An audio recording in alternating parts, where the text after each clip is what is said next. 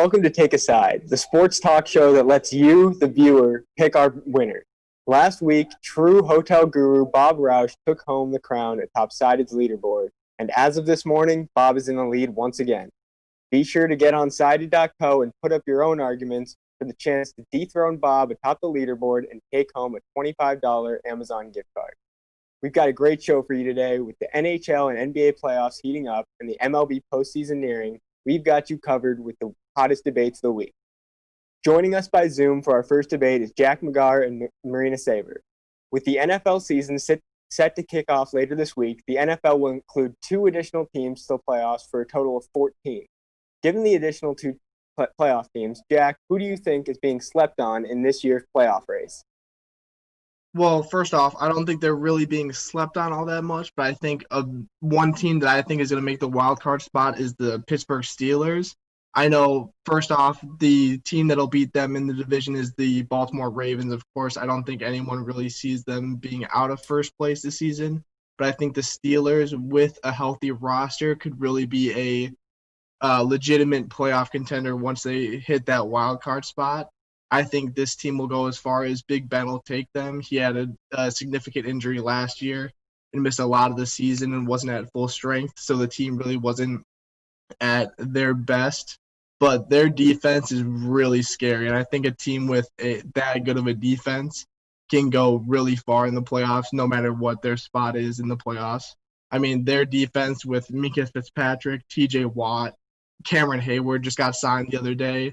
I mean, that you're not really going to have a good, no matter how good your offense is, you're not getting past that defense. So I think the Pittsburgh Steelers could really be a legitimate Super Bowl contender, no matter if they're first in the division or a wild card spot this season. Yeah, I mean, I definitely think the Steelers are a playoff team, but if we're talking about sleeper picks, I wouldn't consider the Steelers to be a sleeper team at all. Most projections that I've seen have them going around 11-5, and really the only team that they have to compete with in their division, again, is the Ravens. But kind of to touch on all of the things that you said, if I were to present a case why maybe they might have more trouble than they think, it would focus on offense, because their defense is going to be, like you said, like insane this year, headlined by a top edge rusher and a top safety. So like you said, they're coming off the season where Big Ben was gone. Juju didn't really do anything. And in my opinion, he's just been a little bit overrated in general, because the only season he put up really good numbers, he was drawing secondhand coverage because AB was taking that primary corner. So he's, for me, doesn't seem as special as people seem to talk about him being. But again, despite all of that being said, I do think they've still got a playoff team. And if you're talking about sleeper picks, I just don't think they really fit that narrative. But for me, that team would be the Arizona Cardinals, which are a true sleeper pick. But I stand by it. Even after the offseason they had, they're still a predicted last place team in the NFC West, because that's just how good the division is with the 49ers, the Seahawks, and the Rams. But I think that they could really step up and surprise all of us. I mean, last year they finished 5-10-1 with rookie quarterback Kyler Murray, and 5 of those 10 losses were by only 1 possession. And their first game of the season was that massive fourth quarter comeback versus Detroit that resulted in a tie. So if they can get good enough to turn those games that were almost wins into real wins this season, which I think they can, because their team is going to be astronomically better this year than it was last season, that's an 11-win season, which could put them in the playoffs. And again, they're dealing with a better team themselves and an even weaker Rams squad in their division. So I think that's a team that they could potentially leapfrog in the West if we're talking about standings. Not expecting them to uproot San Francisco or Seattle, but the Rams, I think they could definitely maybe compete with a little bit. And you can't talk about the pieces that the Cardinals have without first talking about Kyler Murray. I mean, he's coming off a season that was far from perfect. He was running for his life practically every single play. He held the ball too long, just really not perfect by any means, but he still won Offensive Rookie of the Year. He's still surprisingly one of the most accurate deep ball passers in the league. And now that they have D-Hop, who's at the very least a consensus top 3 receiver in the league and a guy who can really go up and get those contested passes, I think that'll be an incredible matchup. And now that they have a top wideout in Hopkins, he can draw that primary coverage, freeing up Fitzgerald and Christian Kirk to still make some plays happen if Hopkins stays locked up. In the backfield, they'll have a full year of Kenyon Drake, who put up incredible numbers with the team last year. Chase Edmonds is coming off of a pretty solid year last year for a second or third string running back. And they've got a great offense just in general for Cliff Kingsbury to work with. So I think the difference between them now winning 7 or 8 games on the year or making that playoff spot now that the format's expanded to include 2 teams is their defense, which Steve Keim spent the whole offseason really trying to lock up. Chandler Jones and Budda Baker need to have another locked-in year. Chandler Jones is a phenomenal edge rusher. Patrick Peterson needs to get back where he used to be coverage-wise. And now that they've brought in Isaiah Simmons to be that really versatile go-to, because he's technically a linebacker, but if you ask him what position he plays, he'll just say defense. That's a guy that I'm really looking for the Cardinals D to turn to this year also. So again, just a great team that they've assembled. And if we're talking about sleeper picks, someone who can really come in, uproot what everyone thought, I think the Cardinals can do that if they don't let the buzz about their offseason get to their heads and inhibit their performance. For sure, I agree with you. I think the Cardinals are more of a sleeper pick, I think, than the Steelers are. I know a lot of people do believe that the Steelers are a playoff team. Me personally, I think they're a sleeper team this year because I know the Ravens are for sure number 1 in their division. I don't think the Steelers are going to have any way to beat them. I mean, they play them twice this season. I think they're going to lose both of those games, honestly.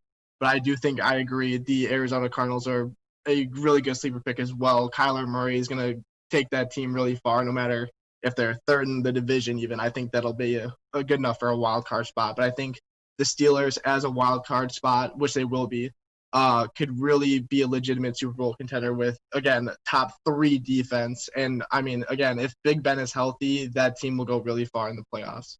Yeah, I mean, only time will tell, and both, I think, great teams in their own right, in their own regard. I'm excited to finally get to see them play, and I think Kyler Murray will hopefully lead the Cardinals to playoffs and possibly even beyond. So we're going to throw it back over to Jacob. That is all the time we have. Thanks for sticking with us. Well, we'll be heading to commercial, and when we come back, we'll have Nick Sola for our lightning round. You may not hear it at first, but it's there. Our chant, rising.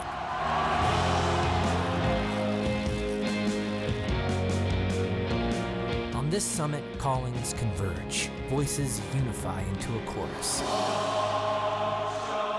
that sounds out for good. For greatness.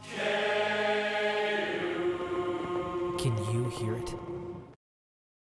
Welcome back to our lightning round. Today I'm here with Nick Sola, and for those of you who don't know how this works, I'm going to put time on the clock, and Nick will answer as many sided questions as possible in the allotted time. Nick, are you ready to get started? Yes. So first off, who is your pick to win the NHL Eastern Conference Finals? The Vegas Golden Knights or the Dallas Stars? I gotta go with the Vegas Golden Knights. I just think they've been there and they have a little more of that experience. And I just think they've got to be the favorite here. And who is your pick for the Western Conference Finals in the NHL? I gotta go with the Lightning. Same thing. They've just proven to play at the higher level for a long amount of time, and I think they have no problem handling the Islanders in that series. So, but also an interesting one. And in the MLB, the Padres won again. Are the San Diego Padres a championship contending team? Oh, absolutely. I think they made a huge push during the deadline. You could tell that they're in a win now mode. They already had low talent with Fernando Tatis and Hosmer and Manny and all that. But adding the arms of Clevenger and Trevor Rosenthal in the bullpen, along with Austin Nola at catcher, I think they're just loading their team up to try to contend with teams like the Dodgers and Yankees. So, absolutely. Next up, the MLB has been trying out a new extra innings rule where teams start with a runner on second base. Would you like to see this rule in future seasons? Yeah, I think baseball has been it's a hard game to try to speed up because it's just the way it's been played. With it being a longer game and all that, they already tried speeding up the pitch clock like in between pitches and all that. That hasn't really worked. I think they could keep it. I don't necessarily like the 0 outs because it's basically an automatic run around third with 1 out, the way they've been doing it. But you could see a possibility of the rule where if there's 1 out. But overall, I'm fine with baseball staying the same as it always was. In the NFL, which sophomore quarterback do you think will struggle most in year 2? Daniel Jones, Dwayne Haskins, Kyler Murray, or Drew Lock? I'm gonna have to say Dwayne Haskins on that one. I just don't think or should I say Washington Football Club, I don't think they have the star power or the firepower that the Cardinals have with D Hop, and the Broncos. Drew Lock is an exciting quarterback, but they also have more weapons. I just don't think Washington. I don't think he has the same threats from the receiving end and as running back. Now, with the Lakers tied 1-1 with the Houston Rockets, how confident are you that the Lakers are going to win this series and move on to the conference final? I'm pretty confident. They've been surprisingly well so far, especially from the defensive end of PJ Tucker, able to hold his own against the likes of Anthony Davis. But they have LeBron James along with Anthony Davis. I don't think that loses. I can see them going all the way to the finals, but the Rockets have been very well. Well, that's all the time we have for the lightning round. Nick, thank you for joining us. When we come back, we'll have Mac McElroy and Jerome Sweeney talking NBA playoff basketball.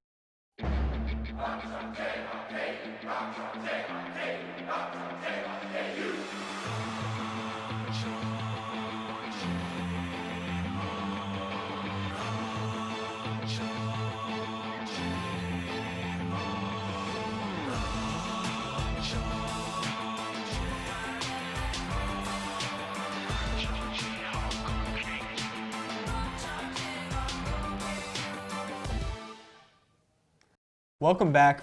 For our feature debate, I'm joined by Max McElroy and Jerome Sweeney. With the NBA playoffs in full swing, the two LA teams, the Lakers and the Clippers, have emerged as favorites in the West. The top-seeded Lakers are tied 1-1 in a series with the Houston Rockets following a 117-109 win on Sunday. The number 2-seeded LA Clippers have won back-to-back games to take a 2-1 series lead over the Denver Nuggets. Max, I know you've been high on the Clippers for a while. What's your take? Well, I think Clippers are still, I think, the clear favorite to win the finals out of the teams in LA, and I think that's really interesting because I think LA is like overall just the Lakers team. They've had such great history there. I mean, going from Kobe and then 2 years later getting LeBron is, I mean, it's crazy. So, and LA always loves the big stars, and LeBron's arguably one of the best of all time, or the best of all time. And so I think it'll be really interesting to see how the fans will react to a Clippers team being actually really great and potentially winning the finals. But I think just solely off of the consistency of Kawhi Leonard and their bench, I think they're going to be favorites in the NBA. I think it's very, very interesting that after 9 years of Los Angeles basketball being just subpar, we now have arguably the number 1 and number 2 team in the NBA in the same city. I mean, it's the battle of LA. It's been the main headline of the NBA season all season long. Anthony Davis and LeBron versus Paul George and Kawhi, and I think it's going to be a really cool series if it happens, because we have two new Kawhi and Paul George. That duo is in their first year together. Anthony Davis and LeBron James in their first year together. Kawhi Leonard has a lot of playoff experience. LeBron James has a lot of playoff experience. Anthony Davis doesn't. Paul George hasn't had much in the last few years for playoff experience. It's going to be a genuine 7-game series if that happens, and it's going to be super fun basketball to watch. Yeah, so that was going to be my next question. Do you think they're even going to meet, or do you think that another team's going to be able to take them down? Or So the Houston Rockets, I think, are the weirdest team of all time in the NBA right now, with no true big man, and somehow their box-out method is just working incredibly well against these really good teams like the Lakers in Game 1. The Lakers had 5 days off, the Rockets had 1 day off, and they came out and just put on a show against them. But LeBron James is LeBron James. He's clutch. He's a lockdown defender, and he hits big shots when he needs to hit them. Anthony Davis has just been playing out of his mind for having only 2 playoff series in his whole entire career, which the Pelicans lost both times. I mean, but the thing for Anthony Davis is he can play the first 43 minutes of the game incredibly. He's got to write his own story for the last 5 minutes because that's where he needs to make his name for himself as the clutch big man that wins the series. You know, he needs to take that step, that elevation up to the next level. Yeah, and I don't really know if he'll be able to do that. I think Genuinely. he's been playing a lot better than LeBron in the past few weeks, really.